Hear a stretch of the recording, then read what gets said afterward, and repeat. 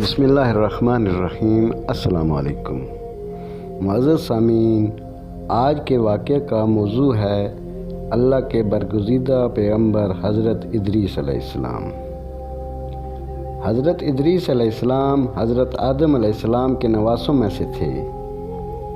آپ علیہ السلام میں وہ پہلے شخص تھے جو آدم علیہ السلام اور شیس علیہ السلام کے بعد پیغمبری کے منصب پر فائز ہوئے۔ وہ لوگوں کو خدا واحد کی پرستش کرنے اور گناہوں سے بچنے کی نصیحت کرتے تھے اور اپنے پیروکاروں کو دوسرے پیغمبروں علیہ السلام اور بالخصوص حضرت خاتم الانبیاء حضرت محمد مصطفیٰ صلی اللہ علیہ وآلہ وسلم کے آنے کی خوشخبری دیتے اور کہتے تھے حضرت صلی اللہ علیہ وآلہ وسلم تمام روحانی فضائل سے آراستہ ہیں اور ان کا دین وہ دین ہے جو روئے زمین کی اصلاح کر دے گا۔ حضرت ادریس علیہ السلام سے کئی ایک حکمت آمیز مقولے نقل ہوئے ہیں جن کا مختلف زبانوں میں ترجمہ ہو چکا ہے۔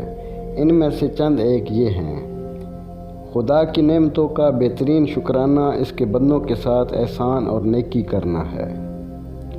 جھوٹی قسم مت کھاؤ اور جھوٹ بولنے والوں کو قسم کھانے کا موقع نہ دو۔ گھٹیا پیشے اختیار کرنے سے اجتناب کرو۔ خدا کی بارگاہ میں خالص نیت کے ساتھ حاضر ہوا کرو۔ حضرت ادریس علیہ السلام کی نبوت کی ابتدا کا قصہ یوں ہے کہ اس زمانے میں ان کی ایک قوم پر ایک ظالم بادشاہ حکومت کرتا تھا اور اس کو لوگوں کے مال و جان پر پورا اختیار حاصل تھا۔ ایک دن بادشاہ سیر و تفریح کے لیے اپنے قصر شاہی سے باہر نکلا۔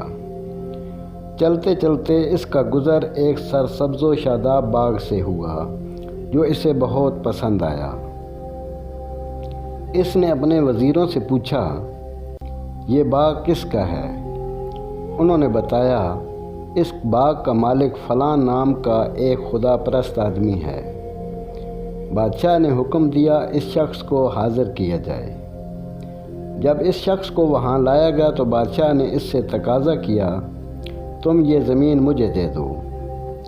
وہ با ایمانی آدمی جو خدا تعالیٰ پر بھروسہ کرتا تھا، اس نے جواب دیا، میرے بیوی بچے ہیں جن کو آپ سے زیادہ اس باغ کی ضرورت ہے۔ بادشاہ نے کہا، اچھا تو تم پھر یہ زمین میرے ہاتھ بیچ دو۔ مگر وہ آدمی اس پر بھی رضامند نہ ہوا۔ اس پر وہ بادشاہ غصے کے عالم میں گھر واپس آ گیا۔ وہ بے حد مضطرب نظر آ رہا تھا اور سوچ رہا تھا کہ جس طرح سے بھی ہو سکے اس شخص سے یہ زمین حاصل کر لے۔ اس بادشاہ کی ایک بدطینت عورت تھی۔ جب اس نے اپنے شوہر کو غضبناک دیکھا تو اس کی وجہ پوچھی۔ بادشاہ نے اسے زمین اور اس کے مالک کا قصہ سنایا اور کہا، اس شخص نے زمین دینے سے انکار کیا ہے جس سے میں سخت اشتعال میں ہوں۔ اس کی بیوی نے کہا، اس چیز کا علاج تو ایک معمولی سی بات ہے، وہ یہ کہ تم اپنے کچھ بدطینت اور بدعقیدہ دوستوں کو بلاؤ اور انہیں کہو کہ وہ تمہارے سامنے یہ گواہی دیں کہ فلاں شخص جو زمین کا مالک تمہارے دین سے منحرف ہو گیا ہے اور گمراہ لوگوں سے جا ملا ہے۔ چنانچہ بادشاہ نے ایسے ہی کیا اور ان لوگوں کی گواہی کی بنیاد پر زمین کے مالک کو مروا دیا اور زمین پر خود قبضہ کر لیا۔ اس عظیم جرم کے مقابلے میں پروردگار عالم کے غضب کا سمندر جوش میں آیا اور حضرت ادریس علیہ السلام پر وحی نازل ہوئی، تم اس ظالم بادشاہ کے پاس جاؤ اور اس سے کہو کہ تو نے ہمارے بندے کو صرف قتل ہی نہیں کیا بلکہ اس کی املاک پر قبضہ بھی کر لیا ہے۔ اس طرح تم نے اس کے بیوی بچوں کو بے کس اور بے بس بنا دیا ہے۔ ہاں، یاد رکھو کہ ہم تجھ سے انتقام لیں گے اور تیری سلطنت تجھ سے چھین لیں گے۔ ہم تیرے شاہی محل کو ویران کر دیں گے اور تیری بدطینت بیوی کا گوشت کتوں کی خوراک بنا دیں گے۔ کیا ہمارے حلم اور بردباری نے تجھے مغرور اور سرکش بنا دیا ہے؟ حضرت ادریس علیہ السلام نے خدا کا یہ پیغام بادشاہ کو پہنچایا، لیکن اس نے جواب دیا، اس سے بیشتر کہ تم میرے ہاتھ سے قتل ہو جاؤ میرے ہاں سے نکل جاؤ۔ ملکہ نے اپنے شوہر سے کہا، ادریس علیہ السلام کے خدا کے اس پیغام سے خوفزدہ مت ہو، میں ابھی کچھ آدمیوں کو بھیجتی ہوں تاکہ وہ ادریس علیہ السلام کو قتل کر دیں۔ چنانچہ اس نے کچھ آدمی حضرت ادریس علیہ السلام کے پیچھے بھیجے جو حضرت ادریس علیہ السلام کو ڈھونڈتے پھر رہے تھے، لیکن حضرت ادریس علیہ السلام خدا کے حکم سے نکل کر ایک جگہ چھپ گئے تھے۔ انہوں نے خدا تعالیٰ سے عرض کی، اے پروردگار، جب تک میں درخواست نہ کروں تو اس شہر پر باران رحمت نہ برسانا۔ حضرت ادریس علیہ السلام کی دعا قبول ہوئی اور انہوں نے پہاڑ کے ایک غار میں پناہ لے لی۔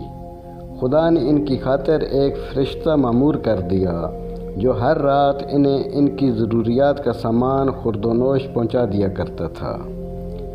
حضرت ادریس علیہ السلام غار میں بڑے سکون سے رہ رہے تھے اور ان کی بد دعا کا تذکرہ ہر ایک کی زبان پر تھا۔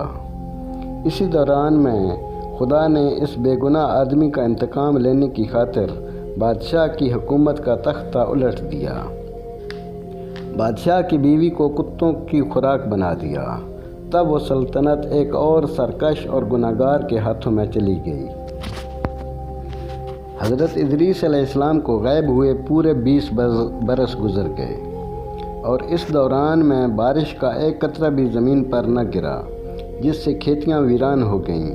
پانی نہ ملنے کی وجہ سے باغ خشک ہو گئے اور لوگوں کے لیے جینا محال ہو گیا، یہاں تک کہ انہوں نے مدد کے لیے دوسرے شہروں اور علاقوں کے لوگوں کے سامنے ہاتھ پھیلائے۔ اس تمام سختی اور بے چارگی کے نتیجے میں انہیں ہوش آ گیا اور وہ کہنے لگے، ہم پر یہ تمام بدبختی حضرت ادریس علیہ السلام کی بد دعا کی وجہ سے نازل ہوئی ہے۔ انہوں نے خدا سے درخواست کی تھی کہ وہ یہاں نہ برسائے۔ اب حضرت ادریس علیہ السلام تو غائب ہیں، لیکن ان کا خدا ان سے بھی بڑھ کر مہربان ہے اور اس کی رحمت کا دامن بہت وسیع ہے۔ چنانچہ انہوں نے خدا کی بارگاہ میں حاضر ہو کر اپنے گناہوں کی معافی مانگی اور ندامت کا اظہار کیا۔ تب خدا تعالیٰ نے ان کی توبہ قبول فرمائی اور حضرت ادریس علیہ السلام کو شہر کی جانب لوٹا دیا۔ لوگ ان کی خدمت میں حاضر ہوئے اور بارگاہ خداوندی میں نئے سرے سے توبہ کی۔ اب حضرت ادریس علیہ السلام نے خدا سے میم برسانے کی دعا کی تو بادل آسمان پر چھا گئے اور رحمت کی ایسی بارش ہوئی کہ جس سے لوگ سیراب ہو گئے۔ حضرت ادریس علیہ السلام کئی سال تک اپنی قوم کی رہنمائی کرتے رہے، حتیٰ کہ خدا تعالیٰ نے انہیں اوپر بلا لیا اور ایک اعلیٰ مقام پر فائز فرمایا۔